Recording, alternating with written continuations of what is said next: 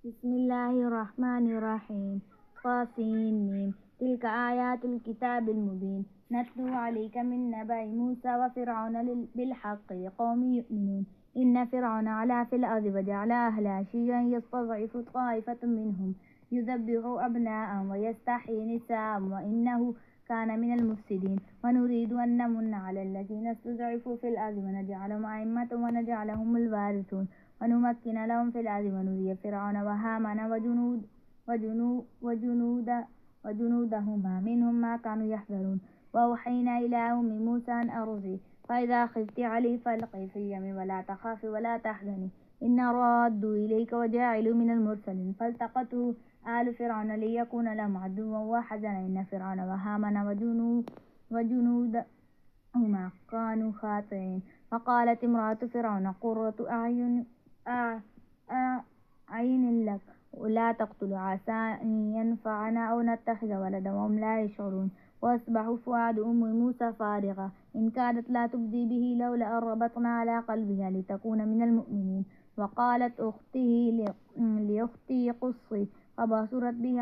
عن جنوب وهم لا يشعرون. وحرمنا عليه المراضع من قبل فقالت هل أدلكم على أهل بيت يكفلونه لكم وهم له ناصحون. فرددناه إلى أمه كي تقر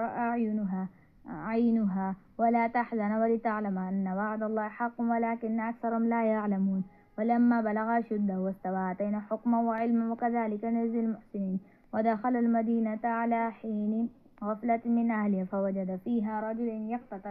يقتتلان هذا من شيعته وهذا من عدوه فاستغاثه الذي من شيعته على الذي من عدوه فوكزه موسى فقضى عليه قال هذا من عمل الشيطان إنه عدو مضل مبين. قال رب إني ظلمت نفسي فاغفر لي فغفر له إنه هو الغفور الرحيم. قال رب بما أنعمت علي فلن أكون ظهيرا للمجرمين. فأصبح في المدينة خائفا يترقب فإذا الذي استنصره بالأمس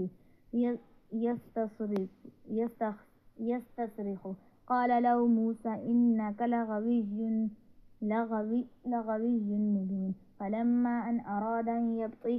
يبطش بالذي هو عدو لهما قال يا موسى أتريد أن تقتلني كما قتلت نفسا بالأمس إن تريد إلا أن تكون جبارا في الأرض وما تريد أن تكون من المصلحين. وجاء رجل من أقصى المدينة يسعى قال يا موسى إن الملأ يتمرون بك ليقتلك فاخرج إني لك من الناصحين. فخرج منها خائفا يترقب قال رب نجني من القوم الظالمين. ولما توجه تلقى مدين قال عسى ربي أن يهديني سواء السبيل. ولما ورد ماء مدين وجد عليه أمة من الناس يسقون ووجد من دونهم امرأتين تذودان قال ما خطبكما قالتا لا نسقي حتى يصدر الرعاء وأبونا شيخ كبير فسقى لهما ثم تولى إلى الظل فقال رب إني لما أنزلت إلي من خير فقير. فجاءت إحداهما تمشي على استحياء قالت رب أبي يدعوك ليحزيك أجر ما سقيت لنا. فلما جاءه وقص عليه القصص قال لا تخف نجوت من القوم الظالمين. قالت إحداهما يا بت استأجره إن خير من استأجرت القوم قوي الأمين. قال إني أريد أن أنكحك إحدى ابنتي هاتين على أن تأجرني 8 حجج فإن أتممت 10 فمن عندك وما أريد أن أشق عليك ستجدني إن شاء الله من الصالحين. قال ذلك بيني وبينك أيما الأجلين قضيت فلا عدوان علي والله على ما نقول وكيل. فلما قضى موسى الأجل وآسر بأهله آنس من جانب الطور نارا قال لأهلهم كثوا إني آنست نارا لعلكم آتيكم منها بخبر أو جذوة من النار لعلكم تصطلون. فلما آتاها نودي من شاطئ الواد الأيمن في البقعة المباركة من الشجرة يا موسى إني أنا الله رب العالمين وأن ألقي عصاك. فلما رآها تهتز كأنها جان ولا مستقبلا ولم يعقب يا موسى أقبل ولا تخف إنك من الآمنين أسلك يدك في جيبك تخرج بيضاء من غير سوء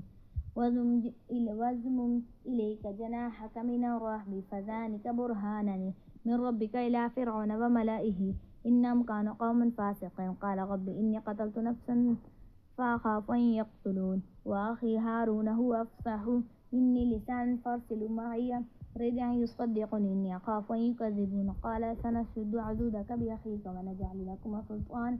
فلا يصلون إليكما بآياتنا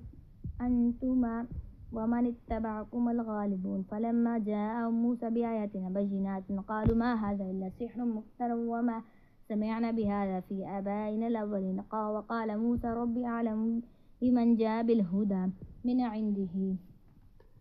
ومن تكون له عاقبة الدار إنه لا يفلح الظالمون وقال فرعون يا أيها الملأ ما علمت لكم من إله غيري فأوقد لي يا هامان على الطين فاجعل لي صرحا لعلي أطلع إلى إله موسى وإني لأظن من الكاذبين واستكبر هو وجنوده في الأرض بغير الحق وظنوا أنهم إلينا لا يرجعون فأخذناه وجنوده فنبذناهم في اليم فانظر كيف كان عاقبة الظالمين وجعلناهم أئمة يدعون إلى النار ويوم القيامة لا ينصرون واتبعناهم في هذه الدنيا لعنة ويوم القيامة هم من المقبوحين ولقد آتينا موسى الكتاب من بعد ما أهلكنا القرون الأولى بصائر للناس وهدى ورحمة لعلهم يتذكرون وما كنت بجانب الغربي إذ قضينا إلى موسى الأمر وما كنت من الشاهدين ولكن أنشأنا قرونا فتطول عليهم العمر وما كنت سابيا من أهل مدين تتلو عليهم آياتنا ولكن كنا مرسلين وما كنت بجانب الطور نادينا ولكن رحمة من ربك لتنذر قوما ما أتاهم من نذير من قبلك لعلهم يتذكرون ولولا أن تصيبهم مصيبة بما قدمت أيديهم فيقولوا ربنا لولا أرسلت إلينا رسولا فنتبع آياتك ونكون من المؤمنين فلما جاءهم الحق من عندنا قالوا لولا أوتي مثل ما أوتي موسى أولم يكفروا بما أوتي موسى من قبل قالوا سحران تظاهر وقالوا إنا بكل كافرون قل فأتوا بكتاب من عند الله وأهدى منهما أتبعه إن كنتم صادقين فإن لم يستجيبوا لك فاعلم أنما يتبعون أهواءهم ومن أضل من اتبع هواه بغير هدى من الله إن الله لا يهدي القوم الظالمين ولقد وصلنا لهم القول لعلهم يتذكرون الذين آتيناهم الكتاب من قبل هم به يؤمنون فإذا يتلى عليهم قالوا آمنا به إنه الحق من ربنا إنا كنا من قبله مسلمين أولئك يؤتون أجرهم مرتين بما صبروا ويدرؤون بالحسنة السيئة ومما رزقناهم ينفقون وإذا سمعوا اللغو أعرضوا عنه وقالوا لنا أعمالنا ولكم أعمالكم سلام عليكم لا نبتغي الجاهلين إنك لا تهدي من أحببت ولكن الله يهدي من يشاء وهو أعلم بالمهتدين وقالوا إن نتبع الهدى معك نتخطف من أرضنا أولم نقل لهم حرما آمنا يجبى إليه ثمرات كل شيء رزقا من لدنا ولكن أكثرهم لا يعلمون وكم أهلكنا من قرية بطرت معيشتها فتلك مساكنهم لم تسكن من بعدهم إلا قليلا وكنا نحن الوارثين وما كان ربك مهلك القرى حتى يبعث في أمها رسولا يتلو عليهم آياتنا وما كنا مهلك القرى إلا وأهلها ظالمون وما أوتيتم من شيء فمتاع الحياة الدنيا وزينتها وما عند الله خير وأبقى فلا تعقلون أفمن وعدناه وعدا حسنا فهو لقيه كمن متعناه متاع الحياة الدنيا ثم هو يوم القيامة من المحضرين ويوم يناديهم فيقول أين شركائي الذين كنتم تزعمون قال الذين حق عليهم القول ربنا هؤلاء الذين أغويناهم كما غوين تبرأنا إليك ما كانوا إيانا يعبدون وقيل ادعوا شركاءكم فدعوهم فلم يستجيبوا لهم ورأوا العذاب لو أنهم كانوا يهتدون ويوم يناديهم فيقول ماذا أجبتم المرسلين فعميت عليهم الأنبياء يومئذ فهم لا يتساءلون فأما من تاب وآمن وعمل صالحا فعسى أن يكون من المفلحين وربك يخلق ما يشاء ويختار وما كان لهم الخيرات سبحان الله وتعالى عما يشركون وربك يعلم ما تكن صدورهم وما يعلنون وهو الله لا إله إلا هو له الحمد في الأولى والآخرة وله الحكم وإليه ترجعون قل أرأيتم إن جعل الله لكم الليل سرمدا إلى يوم القيامة من إله غير الله يأتيكم بضياء أفلا تسمعون قل أرأيتم إن جعل الله لكم النهار سرمدا إلى يوم القيامة من إله غير الله يأتيكم بليل تسكنون فيه أفلا تبصرون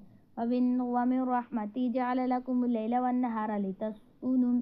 فيه ولتبتغوا من فضله ولعلكم تشكرون ويوم يناديهم فيقول أين شركائي الذين كنتم تزعمون ونزعنا من كل أمة شهيدا فقلنا هاتوا برهانكم فعلموا أن الحق لله وضل عنهم ما كانوا يفترون إن قارون إن من قوم موسى فبغى عليهم وآتيناه من الكنوز ما إن مفاتحه لتنوء بالعصبة أولي القوة إذ قال له قومه لا تفرح إن الله لا يحب الفارحين وابتغ فيما آتاك الله الدار الآخرة ولا تنس نصيبك من الدنيا وأحسن كما أحسن الله إليك وابتغ الفساد في الأرض إن الله لا يحب المفسدين قال إنما أوتيته على علم عندي أولم يعلموا أن الله قد هلك من قبله من القرون من هو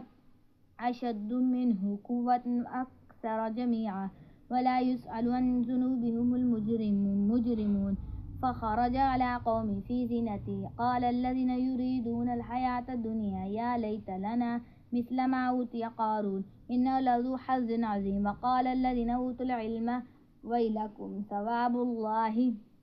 خير لمن آمن وعمل صالحا ولا يلقاها إلا الصابرون فخسفنا به وبداره الأرض فما كان له من فئة ينصرون من دون الله وما كان من المنتصرين وأصبح الذين